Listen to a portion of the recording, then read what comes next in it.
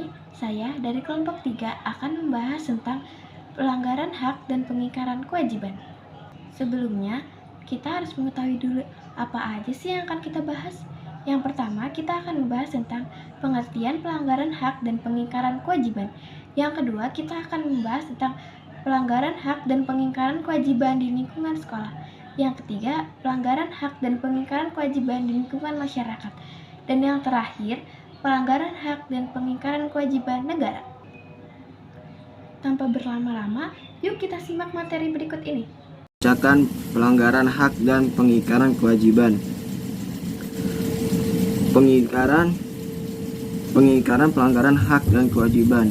Pelanggaran hak dan pengingkaran kewajiban adalah dua bentuk tindakan yang merugikan keseimbangan kehidupan sosial, hak asasi manusia, serta ketertiban umum di dalam suatu negara. Hak adalah sesuatu yang seharusnya didapatkan, dinikmati, dan diperoleh seseorang. Kewajiban adalah sesuatu yang seharusnya dilaksanakan, dikerjakan, atau ditunaikan seseorang. Hak berkaitan dengan kewajiban, idealnya hak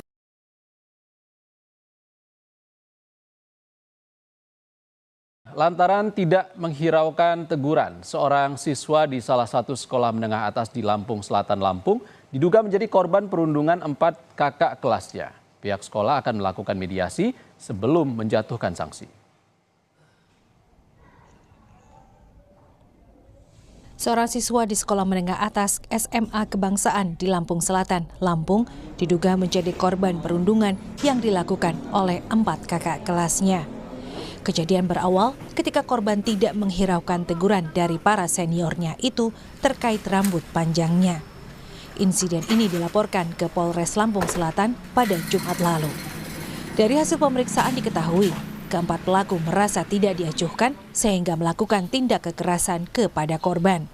Dugaan perundungan terjadi di toilet sekolah. Pihak sekolah telah menggelar pemeriksaan. YouTube tersebut menceritakan tentang kasus perundungan atau bullying yang terjadi di sebuah SMA Kebangsaan di Lampung Selatan. Dalam video, korban bullying oleh 4 kakak kelasnya penyebabnya adalah bermula dari teguran para senior terhadap korban yang memiliki rambut panjang yang dianggap tidak rapi dan melanggar aturan sekolah. Karena korban tidak mendengarkan teguran tersebut, para kakak kelas kemudian melakukan tindakan kekerasan terhadap di toilet sekolah.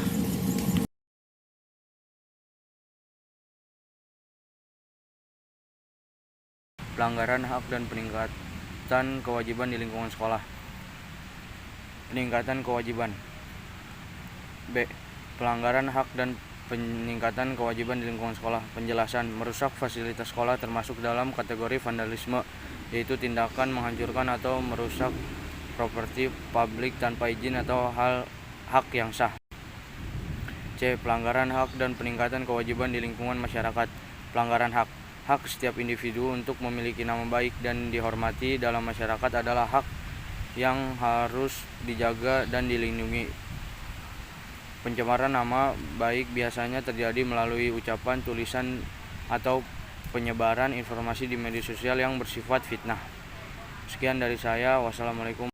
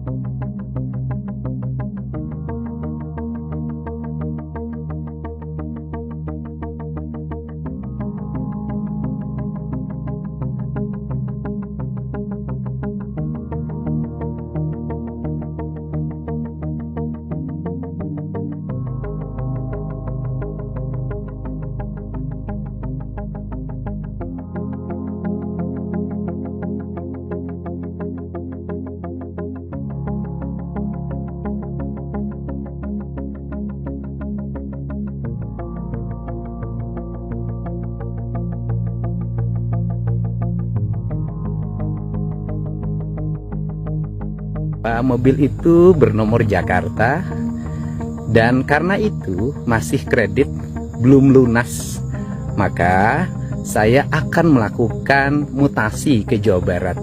Karena sebagai Gubernur Jawa Barat tidak elok rasanya kalau saya menggunakan nomor Jakarta. Karena itu masih di bawah kendali dari leasing, maka pihak leasing sedang memproses untuk mutasi. Dan dalam proses itu, nanti pada akhirnya seluruh tunggakan di Pemda DKI-nya akan lunas dan dilunasi. Penjelasannya adalah video tersebut membahas tunggakan pajak mobil Lexus milik Gubernur Jawa Barat, Deddy Mulyadi, yang belum dibayar sejak Januari 2025. Penyebabnya adalah administrasi perpajakan yang belum disesuaikan setelah pindah domisili dari Jakarta ke Jawa Barat. Kasus ini menunjukkan pelanggaran kewajiban masyarakat merupakan keterlambatan membayar pajak kendaraan meskipun ada alasan administrasi.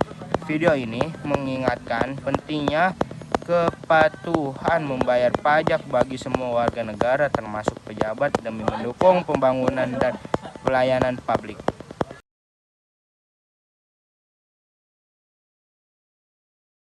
Petani, nelayan, pedagang, tukang ojek, semua profesi, semua orang, semua yang berpendapat. Pemerintah dan DPR berencana dalam waktu dekat mengesahkan rancangan Kitab Undang-Undang Hukum Pidana. Rencana ini banyak ditentang karena prosesnya tidak transparan.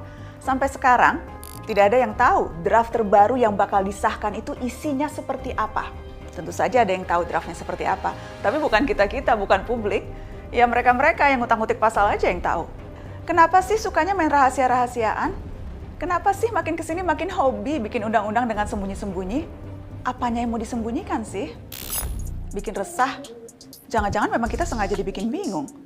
Gimana nggak bingung? Kita dipaksa berpegang pada draft tahun 2019, draft yang sudah ditunda pengesahannya karena derasnya penolakan publik. Draft yang memuat Ada pelanggaran hak dan pengingkaran kewajiban negara.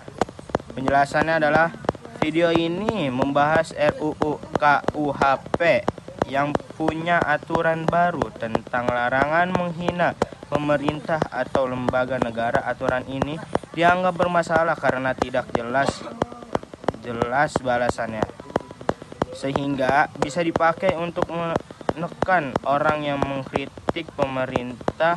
Video ini menjelaskan bahwa kebebasan berbicara itu penting dan harus dilindungi. Jika ada aturan yang membuat orang takut menyampaikan pendapat, itu tidak baik untuk demokrasi. Jadi aturan harus adil dan jelas supaya semua orang termasuk pejabat diperlakukan sama di depan hukum. Sekian, wassalamualaikum warahmatullahi wabarakatuh.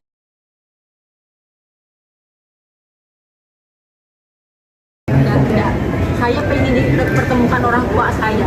Sampai saat ini saya tidak tahu di mana orang tua saya. Jansen itu yang mengambil saya dari keluarga saya. Umur saya 3 atau 4 tahun, Jansen sama ibunya, istrinya itu dia datang ke rumah saya, dia minta sama orang tua saya. Dan saya dimasukkan ke mobil, dikunci, saya menangis, saya teriak panggil mama. Terus sama Jansen dibawa ke rumahnya mereka itu di Jalan Balikpapan ya, Petojo. Sebentar terus saya dibawa ke sirkus. Saya disuruh nonton sirkus. Dan saya tuh takut melihat banyak anak-anak kecil di sana juga yang dilatih, digebukin itu. Saya takut, nangis, saya minta pulang. Tapi saya dikurung malah di dalam Mercedes itu tempat tidur gelap gitu. Saya nangis, saya minta pulang sama ini. Saya panggil mama. Mereka tidak pernah mempertemukan saya. Saat tahun pas kasus Komnas HAM 97 itu Jansen pun pernah telepon ke tempat saya, suruh menjadi saksi bagi mereka. Saya tidak mau, saya hanya minta saya dipertemukan dengan keluarga saya. Tuntutan saya tidak ada sampai sekarang, tidak pernah dipertemukan. Penjelasan dari video tersebut membahas isu dugaan pelanggaran hak asasi manusia yang terjadi di Oriental Circus Indonesia yang berlokasi di Taman Safari. Dalam video ini dijelaskan bahwa ada laporan atau keluhan terkait perlakuan tidak adil atau tidak manusiawi terhadap pekerja atau pihak tertentu di tempat tersebut. Kasus ini tidak langsung dibawa ke ranah hukum, melainkan disarankan untuk diselesaikan melalui kekeluargaan atau mediasi. Ini berarti kedua pihak diharapkan berdialog dan mencari solusi damai tanpa proses pengadilan. Kesimpulan dari presentasi berikut yaitu hak dan kewajiban adalah dua hal yang tidak bisa dipisahkan. Ketika seseorang melanggar hak orang lain atau mengingkari kewajibannya, maka dampaknya tidak hanya dirasakan oleh individu, tetapi juga oleh lingkungan sekitarnya.